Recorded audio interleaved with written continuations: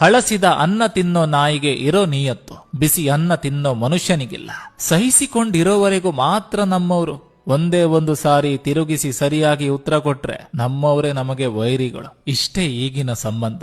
ಹಿಂದಿನ ಕಾಲದಲ್ಲಿ ಜನ ಕಲ್ಲಿನಿಂದ ಬೆಂಕಿ ಹಚ್ಚಿದ್ರೆ ಈಗಿನ ಕಾಲದ ಜನ ಬರೀ ಮಾತಲ್ಲೇ ಬೆಂಕಿ ಹಚ್ತಾರೆ. ನನ್ನನ್ನು ನಂಬಿದವರಿಗೆ ನಾನು ಮೋಸ ಮಾಡೋದಿಲ್ಲ, ನನಗೆ ಮೋಸ ಮಾಡಿದವರನ್ನ ಮತ್ತೆ ಜೀವನದಲ್ಲಿ ಎಂದಿಗೂ ನಂಬೋದಿಲ್ಲ. ಇದು ನನ್ನ ವ್ಯಕ್ತಿತ್ವ. ಮಾತಾಡುವ ಆಸೆ ಅವರಿಗಿಲ್ಲ ಅಂದ್ಮೇಲೆ ಮಾತನಾಡಿಸುವ ಹಂಬಲ ನಮ್ಗೆ ಯಾಕೆ? ಕಣ್ಣಿಂದ ನೋಡಿದ್ದು ಎಲ್ಲ ಸತ್ಯ ಆಗಿರಲ್ಲ, ಕಿವಿಯಿಂದ ಕೇಳಿದ್ದು ಎಲ್ಲ ನಿಜನೂ ಆಗಿರಲ್ಲ. ಪರಿಸ್ಥಿತಿಗೆ ತಕ್ಕಂತೆ ಎಲ್ಲನೂ ಬದಲಾಗಿರುತ್ತೆ. ಇವತ್ತು ನೀನೇ ಎಲ್ಲ ಅನ್ನೋರು ನಾಳೆ ನೀನ್ಯಾರು ಅಂತ ಕೇಳೋ ಪರಿಸ್ಥಿತಿ ಬರ್ಬೋದು. ಹಾಗಾಗಿ ಯಾರನ್ನು ಅತಿಯಾಗಿ ನಂಬೇಡಿ, ನಂಬಿ ನೋವು ತಿನ್ಬೇಡಿ. ಇಲ್ಲಿ ಅವರವರ ಕೆಲಸಗಳು ಆಗುವವರೆಗೆ ಮಾತ್ರ ಅವರ ಮುಗ್ಧತೆ ರೂಪ, ನಂತರವಷ್ಟೇ ತಿಳಿಯುವುದು ಅವರ ನಿಜ ಸ್ವರೂಪ.